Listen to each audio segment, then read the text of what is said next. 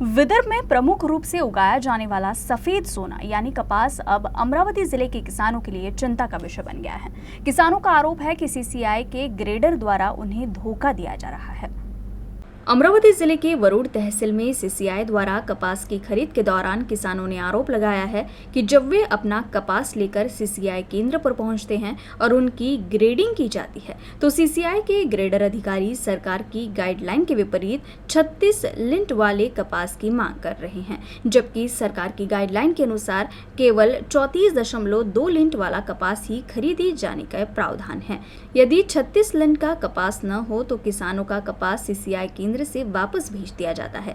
इससे भी बड़ा मुद्दा ये है कि सीसीआई केंद्र पर प्रति क्विंटल कपास का वजन करते समय 2 किलो अतिरिक्त कपास लिया जा रहा है, जिससे किसानों को आर्थिक नुकसान हो रहा है। किसानों ने धोखाधड़ी का आरोप लगाते हुए सीसीआई अधिकारियों से उचित कार्रवाई की मांग की है।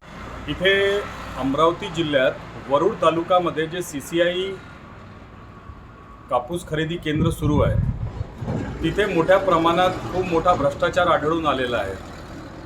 त्या सीसीआई सेंटरमध्ये जेव्हा शेतकऱ्यांचा कापूस खरेदी केला जातो त्यावेळेस ते खरेदी करत असताना त्या गव्हर्नमेंट सीसीआईच्या गाईडलाईनमध्ये नमूद असलेला 34 लिंटचा कापूस खरेदी करण्यात यावा असं नमूद केला असल्यावरही तिथे 36 लिंटच्या कापसाची शेतकऱ्यापासून डिमांड केली जात आहे। पण अमरावतीमध्ये कापसाच्या उत्पादन हा 34 लिंटचा मॅक्झिमम असते, पण त्याच्यानंतरही 36 लिंटचा दर्जा मागणं आणि त्याच्यानंतर त्यांचा कापूस खरेदी केल्यावर 2 किलोचा 2 ते 3 किलोचा कट म्हणजे ओव्हरवेट तेल तिथून त्या सीसीआईच्या अधिकाऱ्यांद्वारे हे मागणी केल्या जाते शेतकऱ्यांना। तर आम्ही हे संपूर्ण प्रकरण चीफ मॅनेजिंग डायरेक्टर जे आहेत सीसीआईचे त्यांना मेलद्वारे हा सर्व प्रकार आम्ही कळवलेला आहे।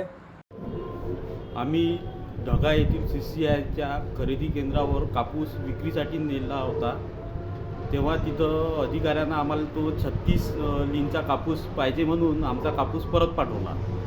आता या कापसाची आणाचा न्यायाचा खर्च त्या अधिकाऱ्यानं दिला नाही, तो आमच्यावर बसला।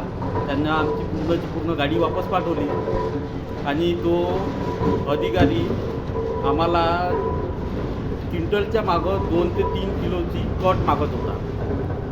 नियमानुसार त्यानं सरसकट कापूस आमचा घ्यायला पाहिजे होता, पण त्यानं आमचा कापूस घेतला नाही। आमची गाडी त्यानं वापस पाठवली। केंद्र सरकारनं MSP नुसार आमचा पूर्ण कापूस MSPच्या भावावर घ्यायला पाहिजे अशी आमची मागणी आहे।